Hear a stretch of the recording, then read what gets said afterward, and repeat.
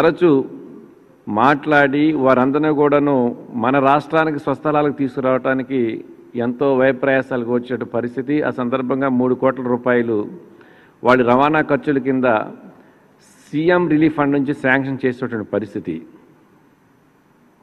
ఇవన్నీ ఏంటంటే సరైనటువంటి మౌలిక సౌకర్యాలు లేకపోవటం వలన వీరందరూ కూడా ఇతర ప్రాంతాలకు వెళ్ళటం, కొన్ని ఇలాంటి ప్రత్యేక పరిస్థితులలో అక్కడే హెల్డప్ అయిపోయి కుటుంబ సభ్యులకు దూరంగా ఉండటం, చాలా ఇబ్బందులు పడుతున్నటువంటి పరిస్థితులు ఉన్నాయి.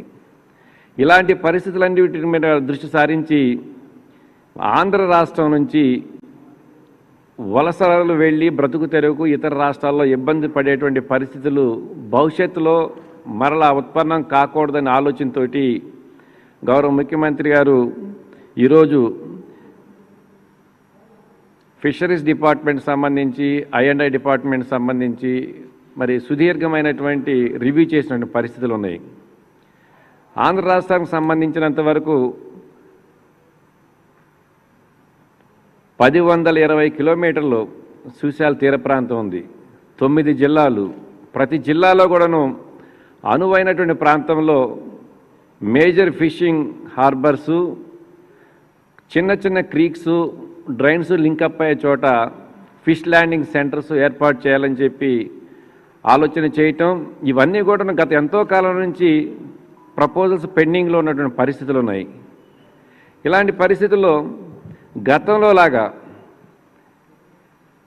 ప్రపోజల్స్ కాగితాలకే పరిమితం కాకుండా తక్షణమే ఏ ప్రాంతాలలో సర్వేలు చేసి సైసైఫర్డ్ సర్వే చేసి డిపిఆర్స్ తయారై శాంక్షన్లకు అనువుగా ఉన్నాయో వాటన్నిటిని కూడాను ఇమ్మీడియట్లీ క్లియర్ చేయటం, కేంద్ర ప్రభుత్వం నుంచి అనుమతులు వచ్చి ఉన్నటువంటివి కొన్ని ఉన్నాయి, వాటిని ఇమ్మీడియట్లీ టెండర్ ప్రాసెస్లోకి వెళ్ళటం. ఇవి కాకుండా ఎక్కడెక్కడైతే మేజర్ ఫిషింగ్ హార్బర్స్ కొత్తగా శాంక్షన్ చేయటానికి వీలుందో ఆ ప్రాంతాల్లో ఈ ఫిషింగ్ హార్బర్స్ని ఏర్పాటు చేయడం, కన్స్ట్రక్ట్ చేయడం, నిర్మాణం చేయడానికి అవసరమైనటువంటి అనుమతులన్నీ కూడాను త్వరలోనే క్లియరెన్స్లు ఇప్పించాలని చెప్పి కూడా ముఖ్యమంత్రి గారు స్పష్టమైన ఆదేశాలు ఇవ్వటం జరిగింది. ఈ క్రమంలో ఇప్పటికే కేంద్ర ప్రభుత్వం నుంచి ఈ సముద్రయాన దానికి లింకప్ అయి ఉన్నటువంటి సైసేఫ్ కానివ్వండి, ఇతరితర సముద్ర అనుబంధ సంస్థల నుంచి ఎన్విరాన్మెంటల్ క్లియరెన్స్లు కానివ్వండి, అన్ని రకాలైనటువంటి అనుమతులు వచ్చి ఫైనాన్షియల్ క్లియరెన్స్లు కూడా వచ్చి నిర్మాణానికి సిద్ధంగా ఉన్నటువంటి ఈ నిర్మాణానికి సిద్ధంగా ఉన్న ప్రక్రియ కూడాను ఈ 1 yearలో జగన్మోహన్ రెడ్డి గారు ముఖ్యమంత్రి అయిన తర్వాత మరి ప్రారంభించినటువంటి ప్రక్రియలో కొన్ని అనుమతులు ఆల్రెడీ ఇప్పుడు రావడం జరిగింది. ఈ క్రమంలో ఈస్ట్ గోదావరికి సంబంధించి ఉప్పాడ, కృష్ణా జిల్లాకు సంబంధించి మచిలీపట్నం, గుంటూరు జిల్లాకు సంబంధించి నిజాంపట్నం, ఈ 3 కూడాను మేజర్ ఫిషింగ్ హార్బర్స్ని నిర్మాణం చేపట్టడానికి ఆల్రెడీ ఇవన్నీ కూడా ఎంతో పూర్వం నుంచి ఉన్నటువంటి హార్బర్స్ అయినప్పుడు కూడా సరైన మౌలిక సౌకర్యాలు లేకపోవడం వలన మరి ఈ లార్జ్ నెంబర్లు ఎక్కువ సంఖ్యలో బోట్లు హ్యాంకరింగ్ చేసుకోవడానికి వీలుగానటువంటి పరిస్థితులు. ఫేజ్ 2గా వీటన్నిటిని కూడాను డెవలప్ చేయడానికి సుమారుగా ఒక్కొక్క ఫిషింగ్ హార్బర్ 350 నుంచి 375 కోట్ల రూపాయలతో నిర్మాణం చేపట్టడానికి సుమారు 1,100 కోట్ల రూపాయలతోటి ఇప్పటికే క్లియరెన్స్లు వచ్చినటువంటి పరిస్థితి. ఇంట్రెస్ట్ ఇన్వెన్షన్ ఫండ్ తోటి FIDF నుంచి ఒక్కొక్క మొత్తం ఇది 1,150 కోట్ల రూపాయలు కూడాను 50% కేంద్ర ప్రభుత్వం నుంచి ఇంట్రెస్ట్ ఇన్వెన్షన్ తోటి అంటే FIDF fisheries infrastructure development corporation నుంచి, రిమైనింగ్ 50% మన స్టేట్ బడ్జెట్ నుంచి, స్టేట్ బడ్జెట్ లేకపోతే నాబార్డ్ నుంచి అనేటువంటిది బహుశా 1 వారం రోజుల్లో క్లియర్ అవుతాయి. అందువలన స్టేట్ బడ్జెట్ నుంచి క్లియర్ చేసుకోవడానికి ఆల్రెడీ ముఖ్యమంత్రి గారు అనుమతులు ఇచ్చినటువంటి పరిస్థితులు ఉన్నాయి. ఈరోజు అంటే సుమారుగా 1,150 కోట్ల రూపాయలతోటి 3 మేజర్ ఫిషింగ్ హార్బర్స్ని వెంటనే నిర్మాణం చేపట్టడానికి ఉన్నటువంటి అన్ని అడ్డంకులు తొలగిపోయి క్లియరెన్స్లు వచ్చిన పరిస్థితి. వాటితో పాటుగానే శ్రీకాకుళం మేజర్ ప్రాబ్లం ఈ ఫిషింగ్ యాక్టివిటీలో వలస కూలీలు వలసలు జరుగుతున్నటువంటి జిల్లా ఏదైనా ఉందంటే రాష్ట్రంలో అత్యధికంగా శ్రీకాకుళం జిల్లా. శ్రీకాకుళం జిల్లా బుడగొట్ల వారిపాలెం, ఆల్రెడీ అక్కడ మేజర్ ఫిషింగ్ హార్బర్ నిర్మాణం చేపట్టడానికి అన్ని రకాలైనటువంటి అనుమతులు, ఎన్విరాన్మెంట్ క్లియరెన్స్లు, పబ్లిక్ హీరింగ్లు అన్నీ కూడా కంప్లీట్ అయినటువంటి పరిస్థితి. అలాగే విశాఖపట్నానికి సంబంధించి పూడిమడక, అలాగే ప్రకాశం జిల్లాకు సంబంధించి కొత్తపట్నం, వాటితో పాటుగా పశ్చిమ గోదావరి జిల్లాకు సంబంధించి బియ్యపు తిప్ప ఆల్రెడీ ఇప్పటికే ఫిష్ ల్యాండింగ్ సెంటర్గా ఈ ప్రభుత్వం వచ్చిన తర్వాత కొంత శాంక్షన్ చేసినప్పుడు కూడాను దానిని కూడాను ఒక మేజర్ ఫిషింగ్ హార్బర్గా డెవలప్ చేయాలి అనే ఆలోచనతో ముఖ్యమంత్రి గారు దాన్ని కూడా మేజర్ ఫిషింగ్ హార్బర్గా చేయడానికి అవసరమైనటువంటి అన్ని రకాలైనటువంటి సర్వేలన్నిటి కూడా క్లియర్ చేయమని చెప్పి కూడాను తక్షణంగా అన్ని కూడాను రంగంలో క్లియరెన్స్ ఇవ్వాలని చెప్పేసి కూడా స్పష్టమైన ఆదేశాలు ఇవ్వడం జరిగింది. ఈ విధంగా 8 జిల్లాలలో 8 మేజర్ ఫిషింగ్ హార్బర్స్ నిర్మాణం చేపట్టడం, అలాగే నెల్లూరు జిల్లాకు సంబంధించి జువాలదిన్నె ఆల్రెడీ కేంద్ర ప్రభుత్వం నుంచి క్లియర్ అయి రావటం, దానిలో 50% సెంట్రల్ స్పాన్సర్స్ స్కీమ్ సాగరమాల 144 కోట్ల రూపాయలు సాగరమాల నుంచి, అంటే సాగరమాల అనేటువంటి స్కీమ్ కేంద్ర ప్రభుత్వం పరిధిలో ఉన్నటువంటిది.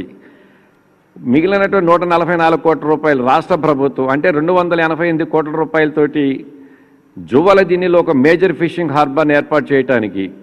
ఈ విధంగా 8 మేజర్ ఫిషింగ్ హార్బర్స్, 8 కూడాను సుమారుగా 2,750 కోట్ల రూపాయలు ఖర్చు అయ్యేటటువంటి పరిస్థితులు. ఇవన్నీ కూడాను ఒక బియ్యపు తిప్ప ఒకటి మినహాయిస్తే మిగిలిన వాటన్నిటికి కూడాను ఎంతో కాలం నుంచి గతంలో అన్ని రకాలైనటువంటి క్లియరెన్స్లు వచ్చినప్పుడు కూడాను గతంలో ఉన్నటువంటి పాలకులు ఆ ఫిషింగ్ హార్బర్స్ని, ఫిషింగ్ యాక్టివిటీని డెవలప్ చేయడానికి సరైన దృష్టి సారించకపోవటం వలన అవన్నీ కూడా కాగితాలకే పరిమితమైనటువంటి పరిస్థితులు. అలాంటి పరిస్థితులు పూర్తి భిన్నంగా ఇవన్నీ కూడా ఆచరణలోకి రావాలన్న ఆలోచనతో 8 మేజర్ ఫిషింగ్ హార్బర్స్ నిర్మాణం చేయడానికి, అలాగే ఒకటి ఫిష్ ల్యాండింగ్ సెంటర్ని ఏర్పాటు చేయడానికి ఈరోజు ముఖ్యమంత్రి గారు క్లియర్ ఇన్స్ట్రక్షన్స్ ఇవ్వడం జరిగింది. ఈ క్రమంలో మొత్తం మీద రమారామి 3,000 కోట్ల రూపాయలతోటి 2.5 సంవత్సరాల టైం పీరియడ్. ఇదివరకు ఇట్లా ఒక చిన్న స్కీమ్, ఒక ప్రాజెక్ట్ శాంక్షన్ చేస్తే సంవత్సరాల తరబడి నిర్మాణం చేపట్టే దానికి పద్ధతి లేకుండా ఈ రోజు నుంచి 2.5 సంవత్సరాల లోపు ఈ 8 మేజర్ ఫిషింగ్ హార్బర్స్ కూడాను పూర్తిగా నిర్మాణం చేపట్టి పూర్తిగా మౌలిక సౌకర్యాలు ఏర్పాటు చేసి ఆయా ప్రాంతాల్లో ఉన్నటువంటి ఫిషింగ్ యాక్టివిటీ మీద డిపెండ్ అయి బ్రతుకు జీవనం సాగించేటటువంటి బోటు ఓనర్స్ యజమానులకు కానివ్వండి, ఆ రంగం మీద ఆధారపడి జీవిస్తున్నటువంటి ఫిషర్మెన్ కమ్యూనిటీకి సంబంధించినటువంటి కార్మికులకు కానివ్వండి, పూర్తి అందుబాటులో తీసుకురావడానికి అవసరమైనటువంటి చర్యలన్నీ కూడా తీసుకోవడం జరుగుతుందని చెప్పి ముఖ్యమంత్రి గారు స్పష్టమైన ఆదేశాలు ఇవ్వడం జరుగుతుంది. దీనికి కారణం ఇంత తీర ప్రాంతం ఉన్నప్పటికీ వేలాది కోట్ల రూపాయలు విదేశీ మారక ద్రవ్యాన్ని ఆర్జించి పెట్టేటటువంటి సహజ వనరులు మనకు అందుబాటులో ఉన్నప్పుడు కూడాను గత పాలకులు సరైనటువంటి దృష్టి సారించకపోవటం వల్ల ఈ సెక్టార్ని ఎప్పుడు కూడా నిర్లక్ష్యం కాబట్టి నెగ్లెక్టెడ్ డిపార్ట్మెంట్గానే ఫిషరీస్ సెక్టార్ ఉండటం వలన అలాంటి పరిస్థితులకు పూర్తి భిన్నంగా ఇది నెగ్లెక్టెడ్ డిపార్ట్మెంట్ కాదు, నెగ్లెక్టెడ్ సామాజిక వర్గం కాదు, నెగ్లెక్టెడ్ రంగం కాదు, విదేశీ మారక ద్రవ్యాన్ని పూర్తిగా సమపార్జించి పెట్టి అన్ని విధాలుగా రాష్ట్ర అభివృద్ధిలో ప్రధానమైనటువంటి భూమిక పోషిస్తున్నటువంటి ఈ వర్గాల వారి యొక్క అభ్యున్నతి కూడాను మార్పు తీసుకురావాలి, వారి జీవన విధానాల్లో వారి జీవన శైలిలో మార్పు తీసుకురావాలి అనేటువంటి ఒక దృఢమైనటువంటి సంకల్పంతో ముఖ్యమంత్రి గారు ఈరోజు సానుకూలంగా నిర్ణయాలు తీసుకున్న పరిస్థితులు ఉన్నాయి. ఈ క్రమంలో మీ గతంలో కూడా చూస్తున్నారు, మొదటి నుంచి కూడా ఈ కోవిడ్ ఏర్పడి పరిస్థితులు లాక్డౌన్ ఏర్పడిన దగ్గర నుంచి కూడాను ప్రత్యేకించి ఈ సెక్టార్కి సంబంధించి అనేక రకాలైన సానుకూల నిర్ణయాలు తీసుకున్న పరిస్థితి. ప్రభుత్వం ఏ రోజు ఇన్వాల్వ్ కాని విధంగా ఆక్వా సెక్టార్కి సంబంధించి మద్దతు ధర అనౌన్స్ చేసే విషయంలో కానివ్వండి, సీడ్ ప్రాసెస్ సంబంధించి ధర నిర్ణయం చేసే విషయంలో కానివ్వండి, ఆక్వా అథారిటీని ఏర్పాటు చేసే విషయంలో కానివ్వండి, వాటితో పాటుగానే ఈరోజు ఈ ఫిషింగ్ హార్బర్స్ అన్నింటినీ కూడాను నిర్మాణం చేపట్టడానికి అవసరమైనటువంటి అన్ని విధాలైనటువంటి చర్యలు తీసుకోవటమే కాకుండా పూర్తిగా నిధులను సమీకరణ చేసి 2.5 సంవత్సరాల్లో ఈ ప్రాజెక్ట్స్ అన్ని పూర్తి చేయాలని చెప్పడం అనేటువంటిది ముఖ్యంగా ఈ తీర ప్రాంతంలో ఈ రంగం మీద ఆధారపడి జీవనం సాగిస్తున్నటువంటి కుటుంబాల వారికి భవిష్యత్తు బంగారు భవిష్యత్తు కాబోతుంది రానున్న రోజుల్లో అనే దానికి ఎలాంటి సందేహం లేదు. ఈ విధంగా ఇంతటి సాహసోపేతమైనటువంటి రాష్ట్ర భవిష్యత్తులో ఒక చారిత్రాత్మక ఘట్టంగా నిలబడేటువంటి నిర్ణయాలు ఈరోజు తీసుకోవడం జరిగింది. ఈ సందర్భం మేము ఒకటే అడుగుతున్నాం, అప్పుడప్పుడు మాట్లాడుతున్నట్టు తమ యొక్క ఉనికిని చాటుకోవడానికి మాట్లాడుతున్నటువంటి తెలుగుదేశం నాయకులు కానివ్వండి, ఆ ప్రతిపక్ష నాయకులు కానివ్వండి, గడచిన 5 సంవత్సరాలలో కేవలం 3 ప్రాంతాల్లో అంతర్వేది పల్లిపాలెం, ఓడలరేవు, ఈ 2 కూడా తూర్పుగోదావరి జిల్లాకు సంబంధించి, ప్రకాశం జిల్లాకు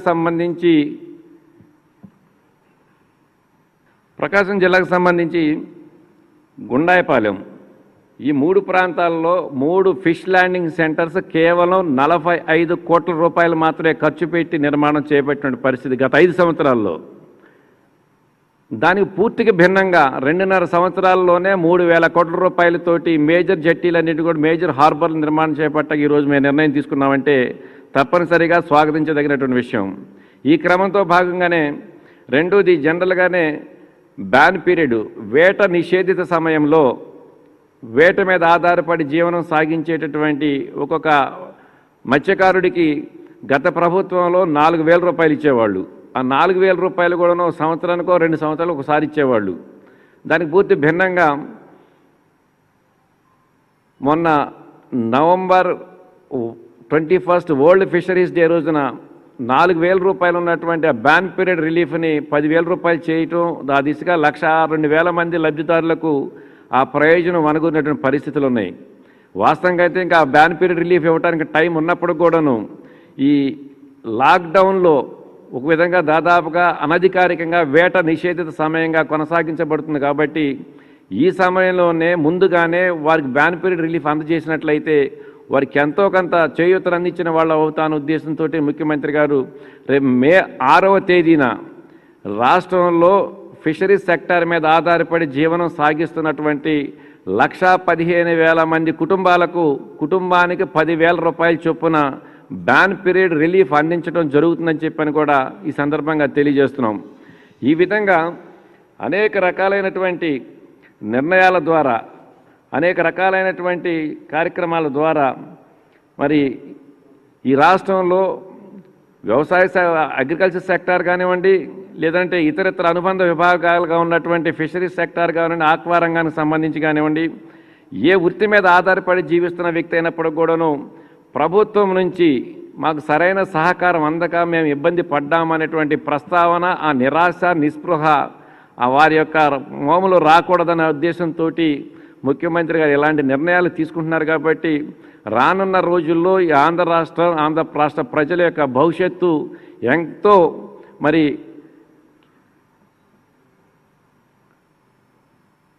సంతోషంతో ఇదవుతుందని చెప్పాను కానివ్వండి, ఆయా రంగాలకు సంబంధించిన వ్యక్తుల యొక్క భవిష్యత్తులో బంగారు బాట బంగారు భవిష్యత్తు ఉంటుందని అని స్పష్టంగా తెలియజేస్తున్నాం. ఈ సందర్భంగా మీరు ఏమైనా అడిగే క్వశ్చన్లు ఏమైనా ఉంటే, ఇప్పుడు clear and science central government నుంచి క్లియర్ అయ్యి వచ్చినట్టు 1,100 కోట్ల రూపాయలు, ఓవరాల్ కలుపుకుంటే మొత్తం మీద 8 మేజర్ ఫిషింగ్ హార్బర్స్ 3,000 కోట్ల రూపాయలు, ఒక ఫిష్ ల్యాండింగ్ సెంటర్ ఇంక్లూడింగ్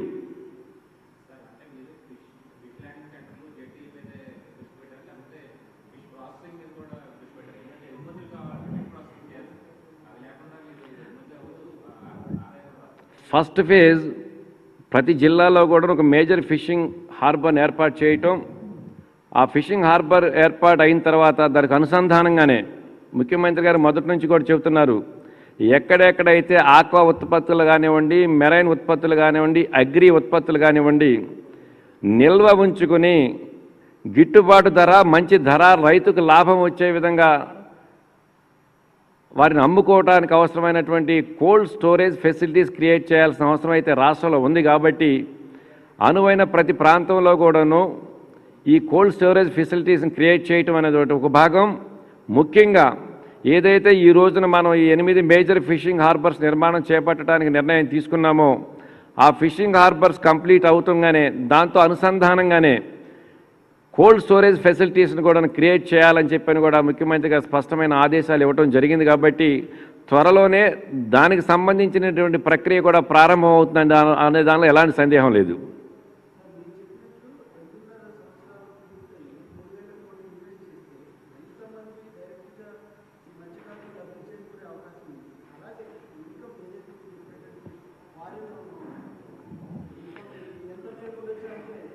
ఇప్పటికే మనకి అరకొరగా ఉన్నటువంటి మౌలిక వసతులతోటి మెరైన్ సెక్టార్, అనార్గనైజ్డ్గా ఉన్నటువంటి ఆక్వా సెక్టార్, ఈ 2 రంగాల నుంచి మన ఆంధ్ర రాష్ట్రం నుంచి ఎగుమతి అవుతున్నటువంటి ఉత్పత్తులలో భారతదేశం మొత్తం మీద ఈ 2 సెక్టార్లకు సంబంధించి 44,000 కోట్ల రూపాయల వర్త్ ఆఫ్ కాస్ట్ ఎగుమతి అవుతుంటే దాంట్లో 22,000 కోట్ల రూపాయలు అంటే రమారు 50% అబౌవ్ ఒక్క మన ఆంధ్ర రాష్ట్రం నుంచే ఉత్పత్తి అవటం అనేటువంటిది తప్పనిసరిగా ఆంధ్ర రాష్ట్ర ప్రజలు గర్వించదగినటువంటి విషయం. ఒక అన్ఆర్గనైజ్డ్ సెక్టార్గా ఉండి ఇంత ఎగుమతులు చేస్తున్నప్పుడు ప్రభుత్వం ఇన్వాల్వ్ అయ్యి ఆక్వా సెక్టార్ సంబంధించి కానివ్వండి, మెరైన్ సెక్టార్ సంబంధించి కానివ్వండి, ఈ మేజర్ ఫిషింగ్ హార్బర్స్ కానివ్వండి, కోల్డ్ స్టోరేజ్ ఫెసిలిటీస్ కానివ్వండి, ఆక్వా రంగానికి సంబంధించినటువంటి ఇతరిత మౌలిక సౌకర్యాలు కానివ్వండి, ఇంకా ఫుల్ ప్లెడ్జ్డ్గా అందుబాటులోకి తీసుకుని వచ్చినట్లయితే వేలాది కోట్ల రూపాయల విదేశీ మారక ద్రవ్యం భారతదేశం మొత్తం మీద కలిపి 44,000 కోట్ల రూపాయలు వర్త్ ఆఫ్ కాస్ట్ ఎగుమతి జరుగుతుంటే రానున్న రోజులు అంత వర్త్ ఆఫ్ మెటీరియల్ ఒక ఆంధ్ర రాష్ట్రం నుంచే ఎగుమతి అవుతుంది ఈ మౌలిక సౌకర్యాలని అందుబాటులోకి వచ్చిన తర్వాత అనే దాంట్లో ఎలాంటి సందేహం లేదు. దాదాపు 50,000 కోట్ల రూపాయల పైచీలకు సముద్ర ఉత్పత్తులు, ఆక్వా ఉత్పత్తులు ఒక ఆంధ్ర రాష్ట్రం నుంచే భవిష్యత్తులో ఉత్పత్తి అవడానికి అవకాశాలు పుష్కలంగా ఉన్నాయి. ఆ దిశగా అన్ని రకాలైనటువంటి వనరులు కల్పించటానికి, దాని మీద ఆధారపడి జీవిస్తున్నటువంటి కుటుంబాల వారి యొక్క భవిష్యత్తు బంగారు బాట చేయటానికి ముఖ్యమంత్రి గారు చాలా దృఢ సంకల్పంతో ఉన్నారు. ఈ రంగంలో మంచి మార్పులు వస్తాయనే దానిలో ఎలాంటి సందేహం లేదు. ఓకే.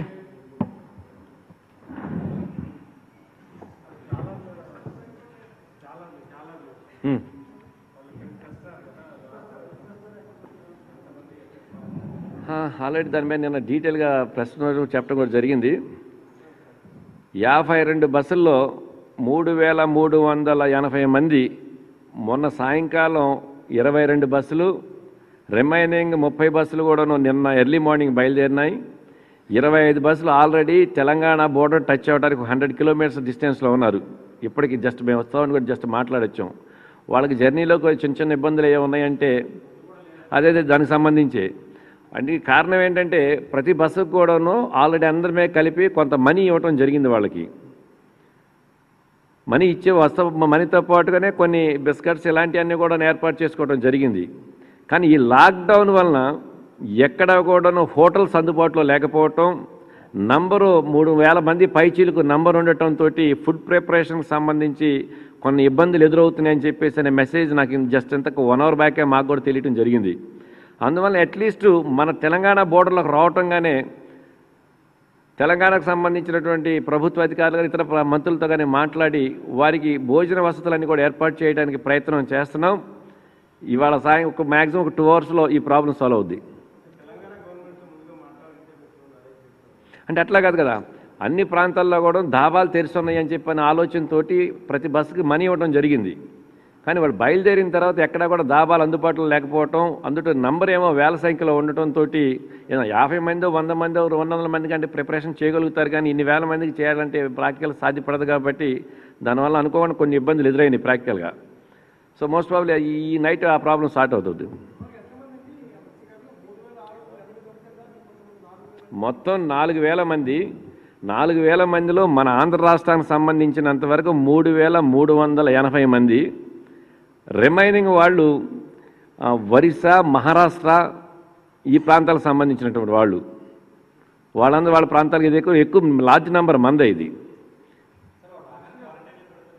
కంపల్సరీ జిల్లాల వారీ కూడా ఏ జిల్లా నుంచి ఎంతమంది అనేటువంటి బ్రేకప్ ఇవ్వడం జరిగింది. ఆ జిల్లా అధికారులందరూ కూడా క్లియర్ ఇన్స్ట్రక్షన్స్ ఇవ్వడం జరిగింది. ప్రతి వ్యక్తిని కూడాను ఆ జిల్లాలోకి ఎంటర్ అవ్వటంగానే ఏ జిల్లాకు సంబంధించినటువంటి ఏర్పాటు చేయబడే క్వారంటైన్ సెంటర్స్లో వారందరూ కూడాను క్వారంటైన్ నిబంధనలన్నీ కూడాను ఫుల్ ప్లెడ్జ్డ్గా పూర్తి చేసుకున్న తర్వాతే, అది 14 రోజుల 18 రోజుల 20 రోజుల ఎన్ని రోజులైతే అక్కడ పీరియడ్ ఉందో దానికి అనుగుణంగానే ఆ నిబంధనలన్నీ పూర్తి చేసుకుని వీళ్ళు సంపూర్ణ ఆరోగ్యవంతులుగా ఉన్నారు, ఏ విధమైనటువంటి సిమ్టమ్స్ లేవని చెప్పి నిర్ధారణ అయిన తర్వాతే వారి యొక్క స్వస్థలాలకు పంపించడం జరుగుతుంది. పంపించడమే కాకుండా వారి కుటుంబం దగ్గరికి వెళ్ళిన వెంటనే వాళ్ళు ఆర్థికంగా ఇబ్బందులు పడకూడదనే ఆలోచనతోటి ఇప్పటికే వాళ్ళని ఇక్కడికి తీసుకురావడానికి రాష్ట్ర ప్రభుత్వం ముఖ్యమంత్రి గారు 3 కోట్ల రూపాయలు సీఎం రిలీఫ్ నుంచి శాంక్షన్ చేయటం, అవి పూర్తిగా వీళ్ళ ఆహార ఖర్చులు రవాణా ఖర్చులకు సంబంధించే. వాటితో పాటుగా పర్సన్కి 2,000 రూపాయలు, ఒక్కొక్క వ్యక్తికి 2,000 రూపాయలు ఆర్థిక సహాయం చేయటం కూడాను జరుగుతుంది వెంటనే. సో ఇన్ని రకాలైన ఏర్పాట్లు వారిని ఆదుకోవటానికి ముఖ్యమంత్రి గారు ప్రత్యేక చొరవతోటి శ్రద్ధతోటి ఇవన్నీ ఏర్పాట్లు చేయడం జరిగింది.